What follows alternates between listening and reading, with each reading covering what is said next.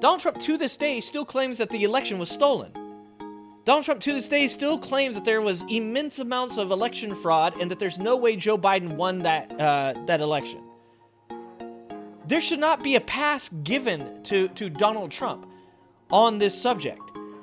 The media should end every show that they do on Donald Trump by saying, I just want to remind everybody, once again, that Donald Trump tried to commit treason and illegally overturn the election results of a United States presidential election. I think that they should have to end every single Trump segment with that. Because if there's one thing that you could literally just plop down on a table and point at and say that I don't need to make any other fucking argument. This is the only argument I need to make to say that Donald Trump doesn't deserve to be the president of the United States of America, is that he tried to commit treason. And like the weirdest people were the ones that stopped him. Speaking of riffs, Piers Morgan. We don't watch Piers Morgan on this show very much because I hate Piers Morgan. I think Piers Morgan is a dullard. I think Piers Morgan is a faux intellectual. I think Piers Morgan is a grifter that is friends with Donald Trump and will deflect and attempt to use a word salad to not say anything bad about Donald Trump. And he drives me nuts, so I do not watch him because I literally go into fits of rage watching Piers Morgan talk. He's about the most annoying person on TV, and that's saying a lot. Speaking of right-wing people that have opened our eyes to, you know, the potential of some people on the right actually still having some brain cells left, the Bulwark, on the other hand, are really good people, and I like to watch them. I think his name's Tim Miller, right? So I really enjoy watching his stuff as he's a very intelligent person. He's a person that I might not agree with on all of his policies, but he's a person that I'd be able to have a conversation with. And this conversation is going to begin with this guy talking to Piers, and then it's going to conclude with a Brian Tyler Cohen interview, which I thought was really good, and I wanted to watch with you guys. I don't know if you guys had seen this one before, so let's check it out, and let me know what you guys think. Last couple episodes, he said bad things about Trump. No way, huh? That is crazy, Jamie. I'll have to watch it. I've never seen him say bad things about Trump. That little exchange you had about, oh, it's so surprising they've never met. Do you know why Trump and Kamala Harris have never met, Piers? Have you thought about it for a second? Do you know why they really haven't met? Tell me. Because he was a toddler, and he threw a temper tantrum after he lost a fair election. And for the first time in America since the Civil War, we did not have a peaceful transfer of power. We did not have a ceremonial transfer of power where the former president, like a man, goes and stands on the stage and greets the next incoming president, where he helps the incoming team with the transition, where the vice president's team meets with the. That didn't happen last time because Donald Trump attempted a coup and he had a temper tantrum and he flew home to Mar-a-Lago just to go golfing. Yeah, and those are facts. There is nothing there that is disputable. Not a single thing. Everything that he just said it can be proven to be factually true. And even when Trump was shot at, even when the guy poked the gun through the fence on his golf course, Joe Biden and Kamala Harris contacted Trump to say, hey, we're glad you're okay. Because they're adults. Like Tim just pointed out, Donald Trump is a fucking toddler. He's a toddler. And it's a lot like to quote Tupac, when grown folks are talking, shut your mouth. Donald Trump doesn't get to have a conversation in the room because Donald Trump isn't an adult. He's a goddamn toddler, and he would have met Kamala. He would have connections with these people. He would be able to say, oh, yeah, I do know these people. We've had conversations. You know, we're going to do this. We're going to do that. But they can't because he's so goddamn narcissistic that he's incapable of creating relationships with actual adults. He's a toddler.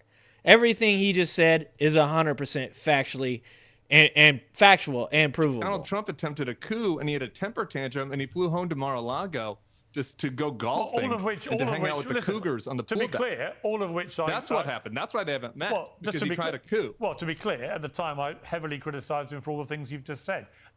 But he doesn't. No. He's one of these people that when you say, do you think that Donald Trump should have done a better job with the peaceful transition of power? He'll go, well, though I can agree with you, you have to admit that the things that they've done to Donald Trump have been horrific. Like, he doesn't ever just chastise Donald Trump. It's always a deflection. It's always a redirection. There's always a qualifier. There's always a caveat. And he's always defending Donald Trump's bad behaviors. Like, they always. Because he tried a coup. Well, to be clear, at the time, I heavily criticized him for all the things you've just said. But that doesn't explain why. Heavily. Corey Lewandowski comes on your show and he's like, oh, Donald Trump and Kamala haven't met. Well, hang on. Oh, my goodness. No, wow, that's so interesting. They haven't met. And then Corey's over there saying, it's because Kamala was ineffective as a senator. No, it's because Donald Trump was supposed to be a deal maker, didn't meet with any of the Democratic senators. He said he was going to be the art of the deal man, but he didn't try to actually do any deals. All he did was insult people on Twitter. And then after he lost to Kamala Harris, fair and square, and Joe Biden, he didn't have the dignity to have a transfer of power for the first time in American history. I've just said. You know what I like about this with Tim here is that a lot of times Piers Morgan will he'll override his guest. He'll talk over them until they stop talking, and then he just says the nonsense bullshit that he likes to say. Like I said, the faux intellectual stuff. Like, oh, I'm actually really intelligent. I'm smarter than you because actually I can see Donald Trump's good traits. Like, that's the Piers Morgan, like, grift, right? Is I'm actually a lot more intelligent than you because you have so much TDS that it stops you from being able to see the good things that I see in Donald Trump. But the problem with Piers here is that he literally spends so much time defending Donald Trump that anything that he ever says that is bad about Donald Trump, it's like a grain of sand on a beach of compliments for Donald Trump. It is one grain of criticism amongst an entire beach of compliments. And that's why nobody takes him seriously. And Tim Miller does a great job here of talking over Piers Morgan and not letting him stop him from making his point. I really enjoyed that portion. He didn't have the dignity to have a transfer of power. Don't forget to like stream. Thanks, guys. In American history. I've just said I agree. Shameful. I've just said it's embarrassing. He's an embarrassment. I've just said I agree with you. So let's park that to one side. Well, but you didn't say it to Corey. You didn't challenge Corey. It was a very chummy interview. I know you want to get Trump on the show. And that's what I mean. So that's what I mean. That's a lot like saying, that's like saying I oppose domestic violence, right? Like, I'm like, dude, you hit a woman, you're a terrible person, you're a shit human being. Like, I don't give a fuck. Like, you're a terrible person, right? And then you see me somewhere where somebody that I know is then committing an act of domestic violence, and I'm going, hey, well, you know, like, you don't know the whole story, all of that stuff. No, you don't get to, like, afterwards, after somebody has done something, and you sat there and you're complicit or complacent, you can't just sit there and act like, oh, none of this is going on right now while it's happening, and then afterwards be like, well, I stood against that. I didn't like that they did that. No, that literally means you're either a coward or you're complicit. Like, you approve of those actions. And that's what he's saying is when Piers Morgan had the chance to call the person out, he didn't do it. He's very chummy. He wants to be friendly. Because in reality, Piers Morgan supports that shit. The reality is Piers Morgan 100% supports that shit. And then afterwards, when somebody like Tim calls him out, that's when he caveats. And he goes, well, actually, I heavily criticized him. No, you didn't. Now you are. Because now it's safe for you to do so. That's why. Because Piers Morgan is a coward. He's a coward. Well, but it was very chummy. Okay. And you didn't challenge Corey that much. Ours can be chummy too. Why didn't she make herself Donald invited? Trump ran. Isn't that the job of senators? Come on. Donald Trump ran on this BS nonsense and come on this show. I'm the art of the deal man. I'm a deal maker, which was a book he didn't even write. The guy ghostwritten. It was this fake persona. It was this Hollywood persona that he conned the American people into believing. that he was some deal maker. Then he gets in the White House and he doesn't even try to work with the Democrats on a deal. All he does is insult them. He does nicknames. He trashes them. He didn't cut any deals. Yeah, and that's like the easiest thing, like right there. If you're Piers Morgan, all you have to say is 100%. I agree. Like, there's a lot of things he could have done better. He shouldn't insult people. He shouldn't turn the office of the President of the United States into an insult comic podium. He should be doing work. He should be doing what he says and creating deals. He should be working on things. He should be giving speeches that unify America. He should be doing things that are presidential. But he won't even do that. He won't even. He's like Bill Maher does some shit that annoys me, right? Like Bill Maher for sure does certain things where he caveats or qualifies or he does the both sides bullshit that drives me nuts. Piers Morgan is like a more annoying Bill Maher. Because at times with Bill Maher, I'm like, I can hear what he's saying. Oh, that's a pretty good point. I like that. That's a good idea. And then he'll say something generally that I'm like, why, Bill? Like, why you gotta do that? Why you gotta go there? Like, are you just trying to be a contrarian to be a contrarian? Sometimes with Bill Maher, that's how I feel. Piers Morgan for me is literally like a more annoying Bill Maher. This is Inside the Right. Tim, that was your latest appearance on Piers Morgan's show. I want to talk to you more broadly about what we're seeing right now because there is a lot of Trump normalization happening in the media. How do you approach this whole issue where, yet again, we're seeing a lot of the major media figures treat Donald Trump as if he's just any other candidate and... Yeah, and I don't get that. And maybe it's because I'm new to this, but I don't get that. When people ask me, they're like, what do you think disqualifies Donald Trump from being the president? I tend to do things like, and maybe this is what it is, I tend to do things like talk about policy because of the fact that I know so many people will point out that I'm pointing out all these other things about him that don't have anything to do with his policies. So maybe this is what it is. Maybe I'm getting this as I'm talking about it. Okay, so let me give my opinion of why they do this instead, because this makes more sense to do it this way. I think that the media is too afraid to be called low intellect, to be accused of making appeals to emotion, to be the media is too afraid to be called out for doing the very things that Donald Trump does. Because on my show, I do avoid it for those reasons, right? Like, I look at MAGA and the way that MAGA argues things, and I say, wow, I've got to do things the opposite of the way that they do things. I have to, instead of making appeals to emotion, instead of calling out his weird relationship with his daughter or, the crazy things that he's done in his past with all the racism and all that stuff, instead I'm going to speak about how bad of a president he was. So that way it's kind of more of a watertight argument.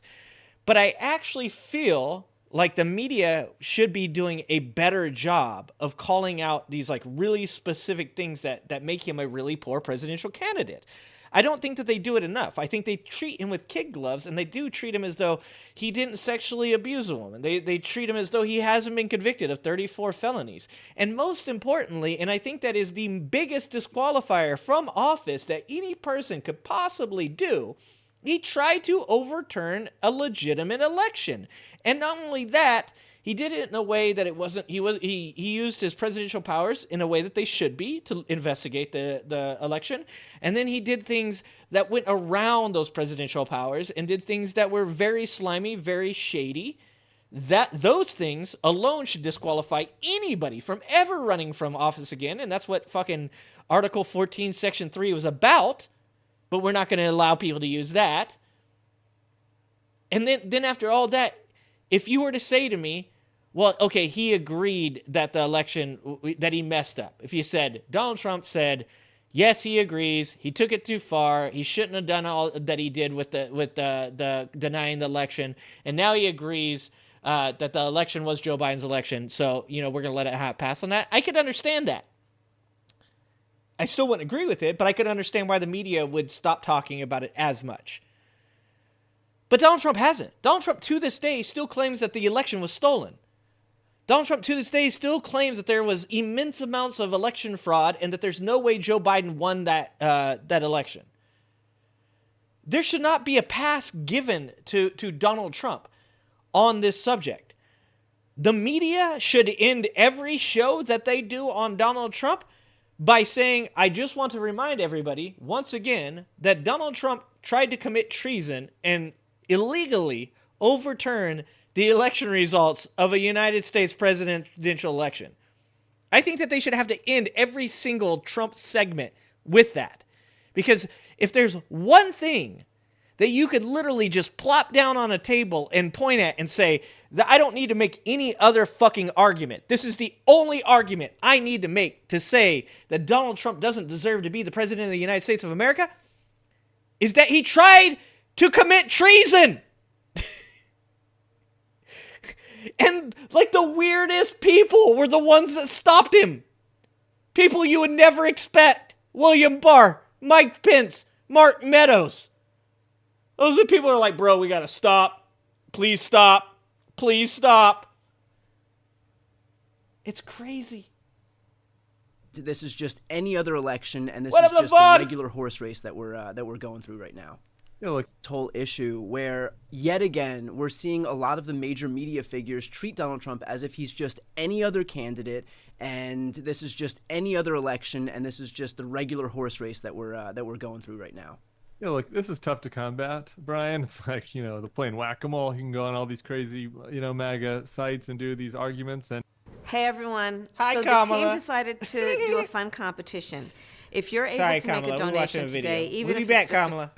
I just, at some level, there's diminishing returns, but like I try to choose them and engage in two ways. Like one is I think it's important to like strip away all of the BS political artifice and just like say the facts of what happened in these places. I think Pete's really good at this on Fox.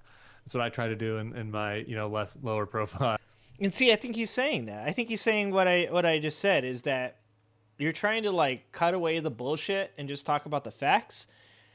But I'm not sure that everybody should do that. I get that Tim does that, and that's really good for him because on the right, like he needs to be able to go into these situations and speak to them really like relevantly as a right-wing person speaking specifically to what's like ruining the conservative party and politics in general and why Donald Trump's not a good president because of these things.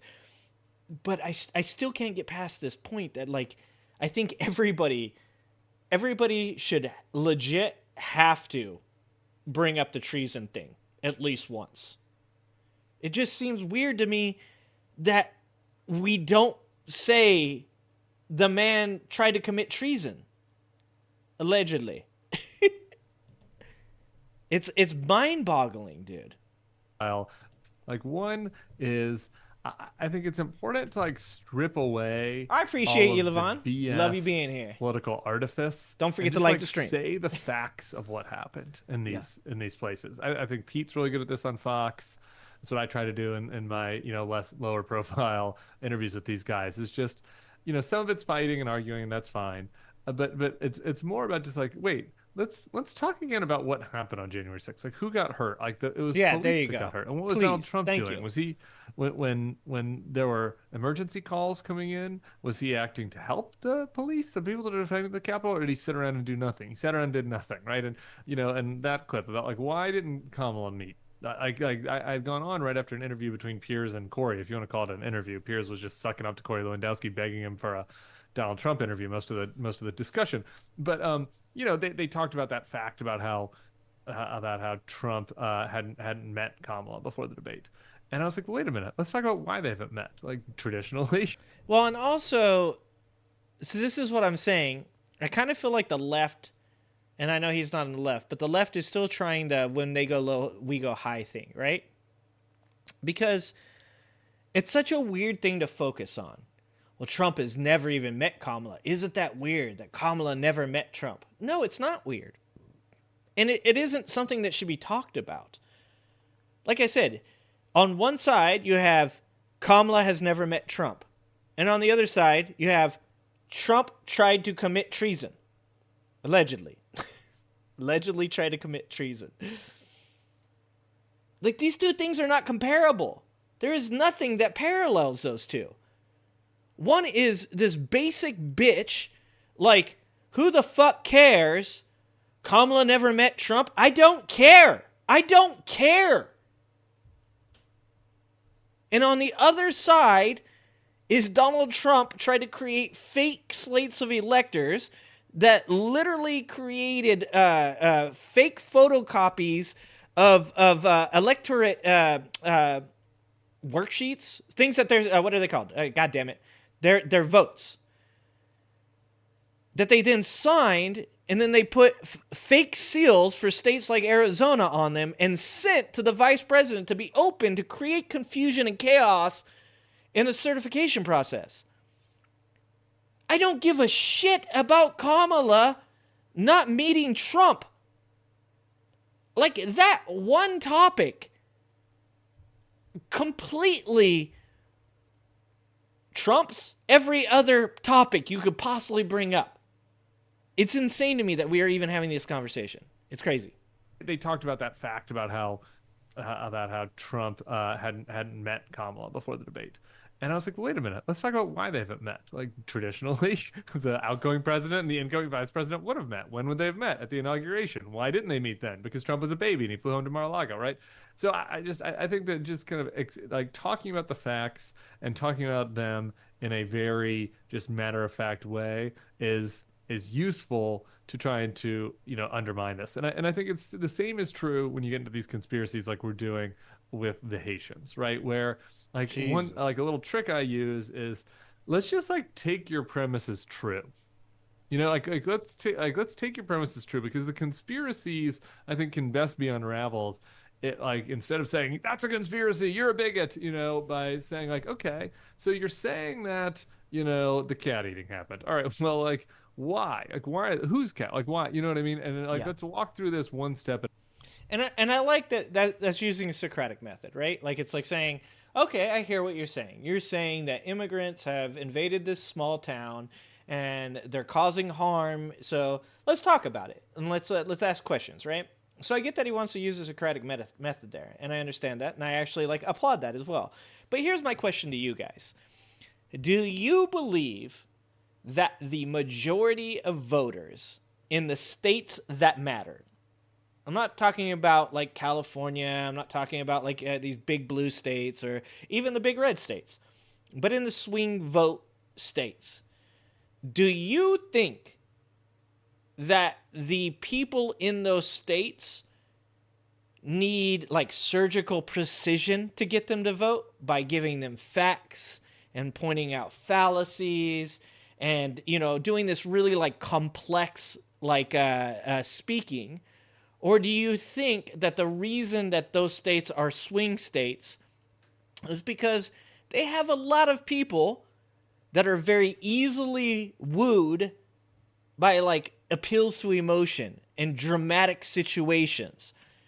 Because that's the real question as to whether or not we're effective in these states, is about how we talk to these people. One of the things that I do on this show, or I have done before, we don't do it very often anymore. It's actually pretty crazy. All the Trump supporters have kind of disappeared, which is crazy. But one of the things I've done on this show is point out that I can really speak to the trailer park MAGA crowd because I'm capable of taking it down to those levels, because I come from that, because I've been those people before. I know what they think and I know why they think it, right? So the real question is do you need that? Do you need the hammer or do you need the scalpel? Because it seems like what Tim's talking about here is using a scalpel. In these swing states, he's trying to appeal to these like intelligent voters that can see that, oh, Donald Trump. But Donald Trump shouldn't really appeal to very intelligent people, right? Like, Donald Trump shouldn't in any way, shape, or form even be an option to anybody that has more than 3 brain cells. So is it effective to change a person's mind that wants to vote for Donald Trump or is leaning one way or the other but hasn't decided by using the scalpel, or is it hammer time? Is it just dude committed treason? Dude allegedly committed treason. What more do I have to tell you? Right? Like, I don't understand. It seems like a lost cause to me, but I could be wrong. Tim's smarter than I'm I saying am. like, okay, so you're saying that, you know, the cat eating happened. All right, well, like, why? Like, why? Whose cat? Like, why? You know what I mean? And like, Yeah. let's walk through this one step at a time. And so I think that's the best way to do it. There are other people out there that like do the ref working, like shaming the media into doing it. I don't think that's a bad strategy. I think that works at various times. I get bored with it a little bit. So, you know, I think there's a role for everybody. Do you think that that the media more broadly, I mean, I guess we can break it into two camps, but we have mainstream media, linear media, and then alternative media, independent media, which is what we do. Do you think that the regular gatekeepers and mainstream media are failing to kind of meet this moment right now and treating this as if it's just the regular horse race politics that we've always been engaged in? I do, and this is where like kind Good. of the ref I'm glad to hear you comes in. guys. So I had over on the Bulwark podcast, I had Jeffrey Goldberg, who runs the Atlantic, on, and we talked about this at length. And I think the Atlantic does a really good job. Now, the Atlantic is, you know, kind of a really high-minded magazine that mostly only super informed, mostly high income, not all, but like mostly, you know, college educated. Like that's like the type of demo that they work with, and so. You know, it's good that the Atlantic is, you know, playing this straight and treating Trump like the threat that he is. And the Atlantic just wrote a piece recently about his mental decline, like, you know, going to a place that a lot of mainstream outlets, corporate media outlets won't go to. So good on them for doing that, but that's not reaching the mass audience that kind of needs to be reached, you know? And one of the things I discussed with Jeffrey Goldberg was there was that, I don't know if you saw this, that Orlando Sentinel newspaper headline, you know, which was, I don't have it right in front of me, but it was something just, again, it was very matter of fact. It was just Trump threatens to jail critics. Yeah. Period. Like it was, that might not be the exact quote, but So that's what I'm saying. Actually, this is literally what I'm saying. Yeah, like, I don't think you need to convince the people that are reading The Atlantic that Donald Trump is a bad presidential candidate. I don't think you need to convince people that are logical, thinking human beings that Donald Trump is a bad candidate. I think the people you are trying to, like, okay, so let me just put it this way. I think that when we think about independent swing voters, we give them a lot of credit. We're like, oh, they're like critical thinkers. They're people that try to apply logic to situations. And I think that's wrong. To be fucking honest with you, I think we have like pedestaled the idea of being a person that will swing one way or the other based on who their candidate is. That might have been true a while back when you had candidates that were much closer in values. Well, it might have been true when candidates represented like policies and values. Like that might have been true when you said, well, let's take a look at where where America is as an economy. Let's take a look at how families are doing. Let's take a look at like what the important like topics of the day are. And which one of these candidates would be the most likely person to like actually do something about it. Back then, like you could definitely have a much more high-minded point of view of what a swing voter is or an independent voter is, because you could say, oh, this person is going to think about what's going on in the country and then determine, not based on party, but based on the candidates, who is going to be the best person to take care of these issues. But that's not what I think we see today with swing voters. Swing voters nowadays aren't high-minded people. Swing voters nowadays are conspiracy theorists. They are doomers that think things like both sides are really bad, and I guess I'm going to be forced to pick one of these shitty people. And oh, like Kamala is just as bad as Donald Trump is. Oh, why is Kamala just as bad as Donald Trump? Well, because of her record. Okay, so can I show you where you're incorrect? Oh, well, it doesn't even matter. She's still bad. Because I can show you literally where Donald Trump was convicted of felonies. I can show you literally where Donald Trump was held liable for sexually abusing E. Jean Carroll. I can show you literally where he tried to do underhanded shit to commit treason and overturn a fair election. I can show you literally where there is no evidence that the election was stolen from him. And then on the other side, when you say things like, Well, she put 1,500 people in jail that shouldn't have been there. I can show you literally where those statistics are exaggerated. I can show you literally where there are 45 out of that 1,500 people that went to prison and they had higher offenses than just marijuana possession. Like, those aren't swing voters. Those are people that want to believe they are critical thinkers, that believe that they're better than being a part of a party. But all they really are people that are dipshits. Because this is like if somebody showed you a fucking readily apparent answer to a question, and there's two answers, and you knew one 100% was the right one, and you showed it to them, and they sat there and looked at it, and they're like, whew, man, woo, okay, that's a hard question. And it's like, no, it's not a hard question. The answer is like right there. You can see it, and they're like, that's what you think. Man, if you think about this question in a different way, it could be either of those answers. And it's like, no, it's not. No, the answer is really easy. And you're like, that's what you think. Man, I don't know. Like, that person's a fucking idiot. They're not fucking high class, high-minded, high intellect. They might be high. Sorry, weed smokers. I love y'all. I know, though, when I was high, sometimes I had a hard time making important decisions. But it was, which was, I don't have it right in front of me, but it was something just, again, it was very matter of fact. It was just Trump threatens to jail critics. Yeah. Period. Like, it was, that might not be the exact quote, but it was something to that effect. Like, 4 words, Trump says he'll do this.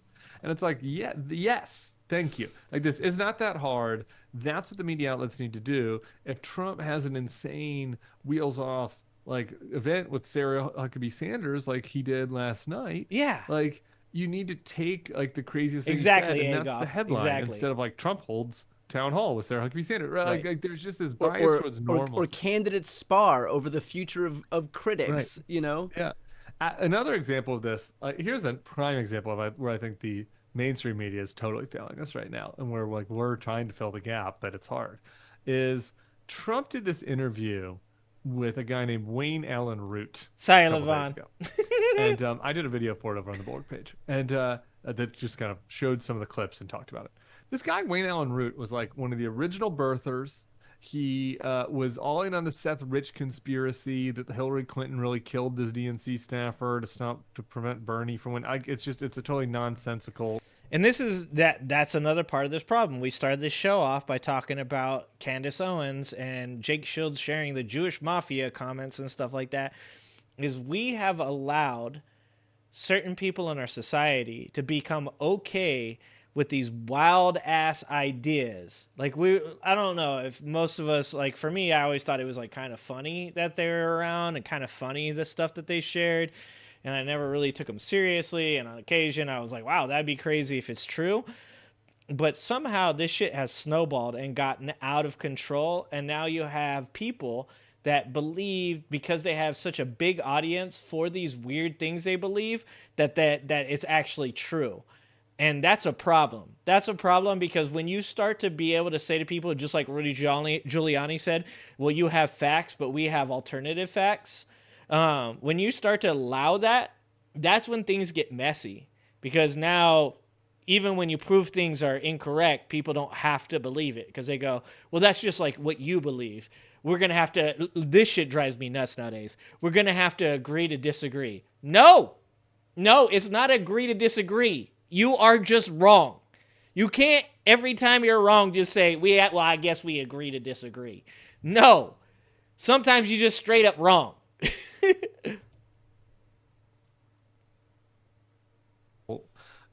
He was all in on the Seth Rich conspiracy that Hillary Clinton really killed this DNC staffer to prevent Bernie from winning. It's a totally nonsensical, thing, crazy.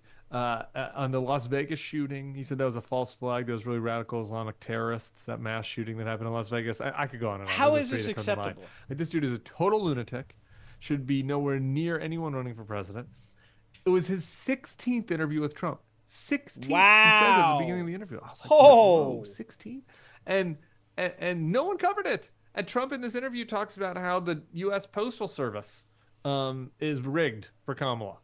And it's like, that is the insane. USPS I'm like, if Kamala gave a speech tomorrow and she's like, I think that the U.S. Postal Service is rigged for Trump because Louis DeJoy, who Trump appointed, was in there. That's what I'm like, saying. He literally appointed that the would guy. lead every news outlet, every newspaper, and like Trump just happens, it just blows away in the ether. And this is what I mean. This is why it seems crazy to me. I don't know. I guess I'm going back to what I said at the start. I don't understand this. I don't understand why, if Kamala were to come out tomorrow and say a quarter of the things that Donald Trump espouses, people everywhere would castigate her. They'd think she was horrible. She was horrific. The things that she believes are just out of this world. What a crazy woman she is. Oh, ha, ha, ha, ha. You know, like, it'd be like the most misogynistic, racist bullshit. Like, can you believe this dumb woman believes these things? But Donald Trump says these things, and the left-wing media barely reacts to it. I don't understand why alternative media can 24/7 post stories about the crazy stuff that Donald Trump does, and like none of this makes the mainstream media. Yet on the right, everything that their alternative media talks about, Fox News parrots. Or maybe it's the other way around. Maybe everything that Fox News reports, their alternative media parrots. But they have there's no bar of entry for a story for Fox News. And it seems like, once again, the left tries to take this high ground.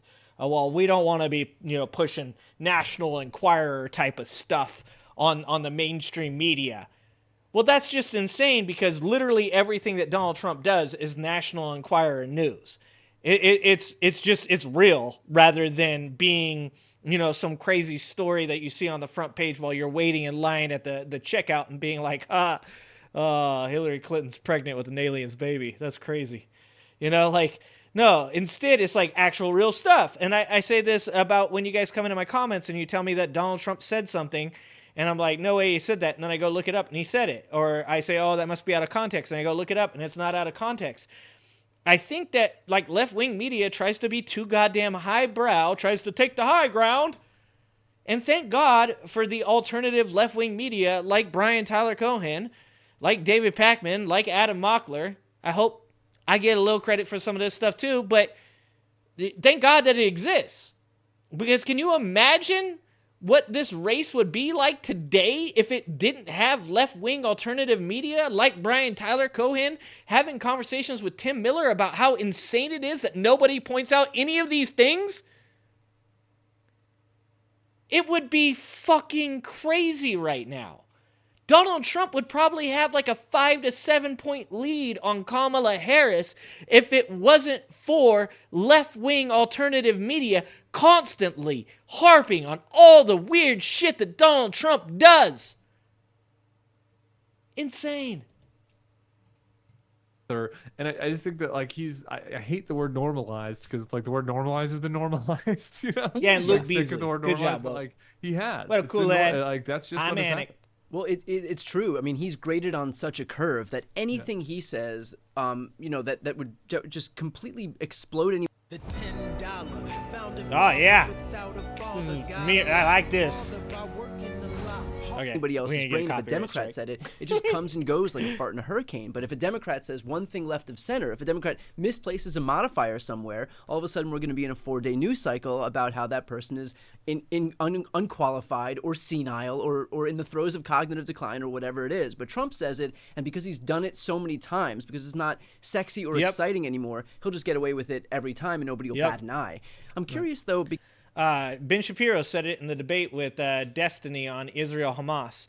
All right, maybe it wasn't a debate on that. It was a debate on a lot of things. I think it was a 5-hour episode or something like that of Destiny and Ben Shapiro, which is really crazy because both of them talk really fast. So you would think it would be a much shorter episode. But Ben Shapiro said it when they were talking about how divisive each president is. Destiny said, it always trips me out that people say that Joe Biden is more divisive than Donald Trump, that's really insane. Joe Biden gets up there and says, like, hey, we should all get along. Like, we should love LGBT people. We should also be able to, like, embrace our religion. I'm a Catholic, so, hey, like, you know, like, religion's a good thing, but also LGBT people deserve equal rights. He goes, and then you look over on Donald Trump's side, and Donald Trump saying stuff like Haitians eat, you know, pets. Obviously, this was before that happened. But he uses an example. And Ben Shapiro says it. Ben Shapiro goes, oh, yeah, like Trump is graded on a curve. Just everybody understands that Donald Trump is going to say crazy things, so it's just accepted. That is such a weird take on that, because can you imagine being like the manager of a store, and your job is to hire people, and you hire 2 people, and one person you hire seems like a really good dude. He's really nice. He's really quiet. He barely talks. Good worker. Okay, cool. You put him out on the floor. He doesn't ever really say anything. Every once in a while, a customer pisses him off, and he comes in the back, and he goes, man, that really pisses me off. That person said to me that, and you go, wow, that's the bad worker. Meanwhile, the other guy you hired, you put him out on the floor, and he talks about politics on the floor. He talks about religion on the floor. He's super loud. He gets in confrontations with customers all the time. He gets in confrontations with other employees all the time. He comes to the back, and he complains about stuff, and you're like, yeah, it's just Joe. It's just, that's what he does. Fucking gives people insulting nicknames. So he shits on the customers all the time. It's hilarious. Like, can you imagine that? Like, the person that you would dislike that you hired out of those 2 people would be the quiet person that gets the job done, that occasionally comes in the back and goes, yeah, wow, that customer really pissed me off. And you're like, wow, you're out of control. You need to simmer down. Take it down a notch. Man. Meanwhile, the other guy is just like fucking, you know, talking about LGBT people, divisively insulting them in the middle of the store. And you're like, that's just who he is. Ah, classic Joe. It's insane. It's so insane. Because you were talking about all of a sudden we're going to be in a 4-day news cycle about how that person is unqualified or senile or in the throes of cognitive decline or whatever it is. But Trump says it, and because he's done it so many times, because it's not sexy or exciting anymore, he'll just get away with it every time and nobody will bat an eye. I'm curious, though, because you were talking about these alternative media figures that Trump sits down with over and over again. He has been engaged with a lot of interviews with, you know, the weirdest people, young right-wing or alt-right podcasters, a lot of people who really do reach an audience that otherwise wouldn't tune in to regular either mainstream news or even just regular news. I only hire the best people who focus on just completely different sections of culture, whatever it is. But he's good at finding those subsets of people, those small niches of people that he has to reach who wouldn't otherwise either be introduced to him or even pay attention to politics more broadly. And actually, this is a really good point to what I was just saying, is do you need a scalpel or do you need a hammer with these people? Are you really speaking to high-minded swing voters that are using this like critical thinking to determine the difference between Kamala Harris and Donald Trump? Or are you really just speaking to some dumb shit doomer conspiracy theorists that literally can't like use the 3 brain cells they have left in their head to recognize how much better of a candidate for America Kamala Harris is than Donald Trump? And I think that Donald Trump recognizes this better than Kamala, and this is why this is really super ironic, is Donald Trump realizes his base are morons. Donald Trump realizes that his base are people that would watch Aiden Ross. Look, if you watch Aiden Ross and you follow me, you probably shouldn't follow me. I'll be honest with you. We are the exact opposites. Like, if you put me in a room with Aiden Ross, I would choke him to death 9 times out of 10, and the 10th time he would have to choke himself to death. Every time I'm leaving that room and Aiden Ross isn't. Every time. Every time. I cannot stand that dude. But Donald Trump knows. Those are the people that follow him. Those are the people that will vote for him. It's not high-minded shit. It's not high-intellect shit. He's going on these shows with these influencers. Look, right now, if Donald Trump could get away with it, and he's about fucking this close to being able to get away with it, he'd do an interview with Candace Owens. He'd do an interview with Andrew Tate. Shit, I'm not even sure he won't. If you told me tomorrow that Donald Trump was being interviewed by Andrew Tate, I wouldn't be surprised. Not even one little bit. And it's not because he wants to do an interview with Andrew Tate. It's because he knows the type of people that follow Andrew Tate are the people that he's trying to reach to get to vote for him. That's crazy. We live in weird times. These are people who focus on just completely different sections. It is of entertaining to culture, listen to him whatever read. it is. But You're he's right, good Lily. at finding those subsets of people, those small niches of people that he has to reach, who wouldn't otherwise either be introduced to him or even pay attention to politics more broadly. Do you think that poses a risk to someone like Kamala, for example, who isn't really doing those interviews to the extent that Donald Trump is focused on those niche interviews?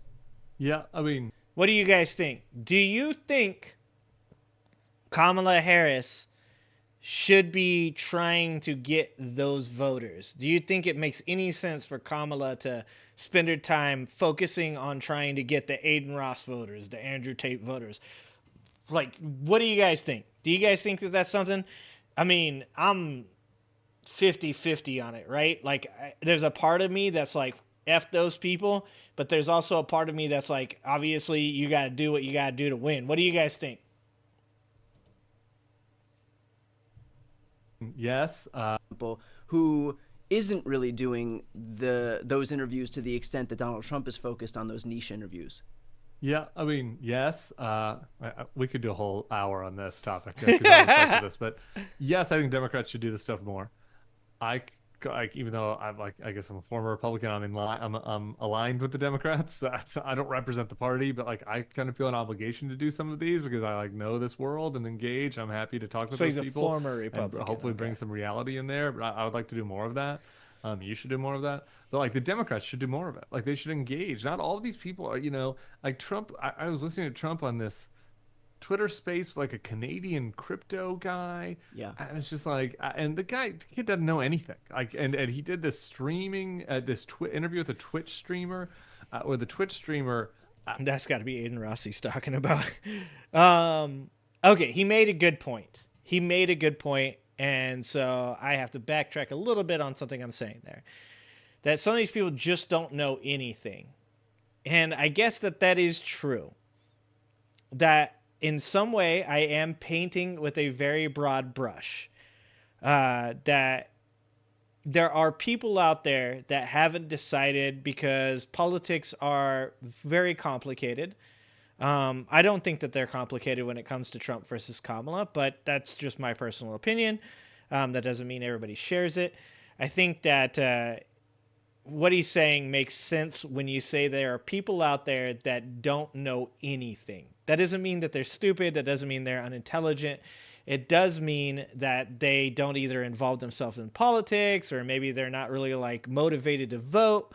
He makes a very good point. So like I have to agree with that's probably true, that she should engage in the hopes of finding people that haven't made up their minds, not because they think there's some kind of, special, unique snowflake because they're a swing voter, but because there's probably certain people out there that haven't decided who they're going to vote for because they just really actually don't know anything about politics or even like at this point really care. And maybe you can influence them or motivate them to want to care about these things.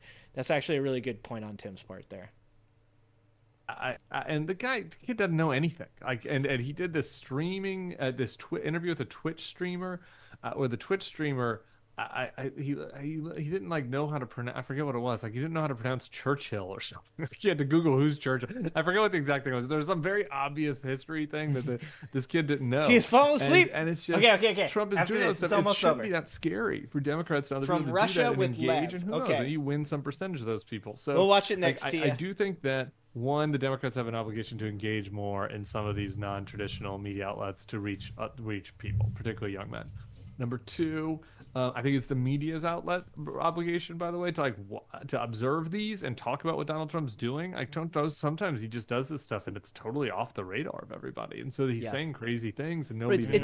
It's almost like it doesn't happen unless it's happening on one of their platforms, right? Like, because they don't want to gotta be on confer Rumble or any something, legitimacy to any alternative media outlet, because then that chips away at their own legitimacy or their own supremacy in the space. Yeah, I think that's right.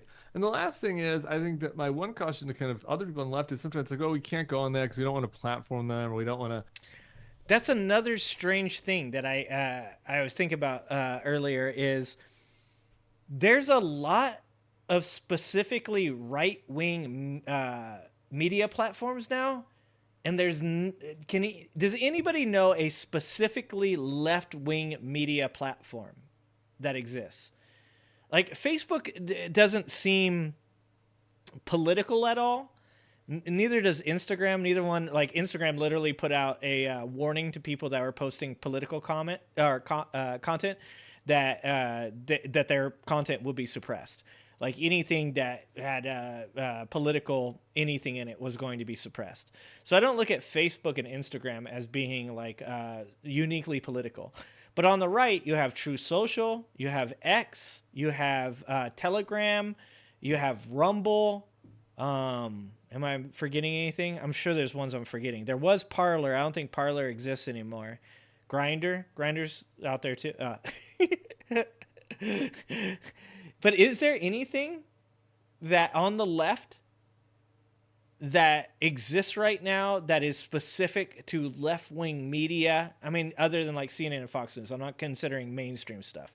I'm talking about like right-wing and left-wing, like social media platforms and stuff like that. It seems like it's dominated by the right at this point. Make them, because we don't want to platform them, or we don't want to make them feel like they're, give them more authority or whatever. Yeah. It's like, I'm sorry, man. When you have the choice of chicken or poo, you don't need to know how the poo is prepared. He's platformed. He's already got authority. And so you got to engage. These people are reachable, I mean, just this week, Joe Rogan came out and praised Kamala. I have a lot that I hate about Joe Rogan. But, like, Joe Rogan does not, Pat Robertson or Ted Cruz. Like, he's not an ideologically right-winger. Like, he has he's heterodox views, some conservative views, some problematic views, some liberal views, right? So engage with him. He was complimenting Kamala. Yeah, I like literally don't know any of those. Manic. Not a single one of those. That's too funny. This week, Dave Portnoy, who runs Barstool, like. Oh, I know Democracy Now. I do know Democracy Now. For some very obvious reasons. None of these people are pro-life, these bro podcasters.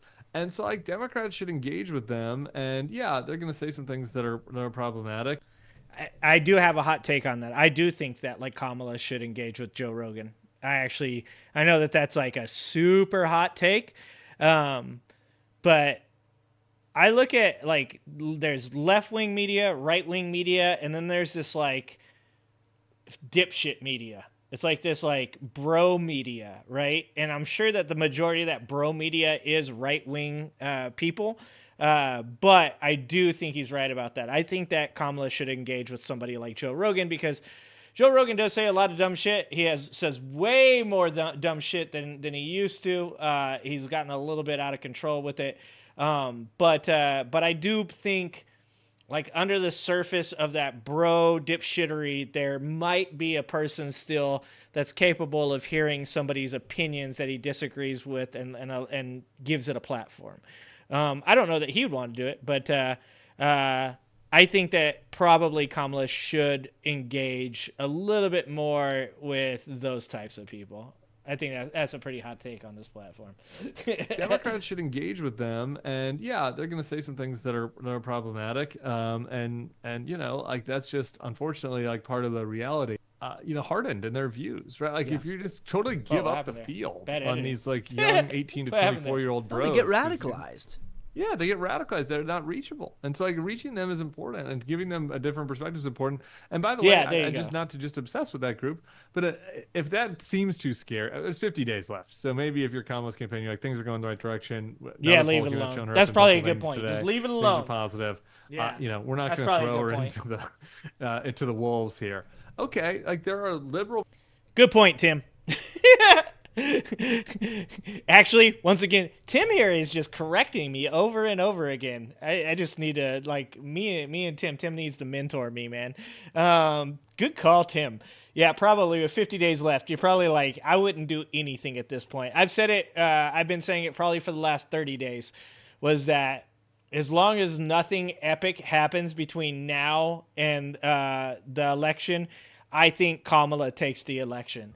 I think Kamala has all the momentum. I think Trump knows that Kamala is going to win. I think Trump's setting it up to claim that everything was stolen, and that's the only hope he has left, is to incite a bunch of white male incels into committing violence. That's it. That's the only thing that I think that Donald Trump can do at this point, as long as Kamala doesn't shoot herself in the foot over the next 45, 50 days. So Tim's probably right. It probably doesn't make any sense for her to do that. Versions of the same thing, right? Or not even liberal, but culture. I get it. Like, she should be out there engaging with the influencers. You know, Addison Rae endorsed her, right? Like, there are these other types of Taylor Swift. I'm Swift. sure there are tons of things that I don't have that I don't know about, like, women's and women's kind of YouTube and podcasts, black media. Like, get out there at those other types of non-traditional forms of media as well.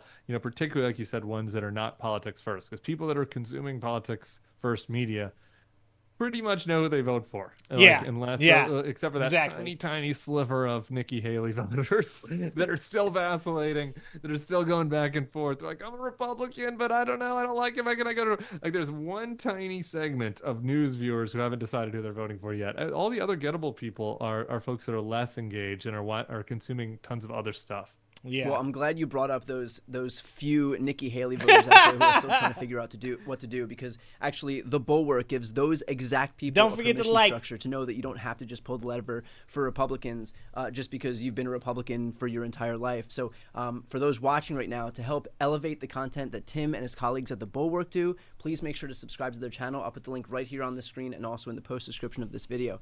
I'm Brian Tell. Liz, you're like one of the first people that I've ever seen bring up the Tilden Hayes thing, and I love that. Yeah, it's a great point. Liz says, I still fear a January 6th refusal to certify and sending this to the Senate like Rutherford B. Hayes. If you guys don't know anything about that, Rutherford B. Hayes versus James Tilden was probably the actually most crazy and chaotic election that has ever happened before.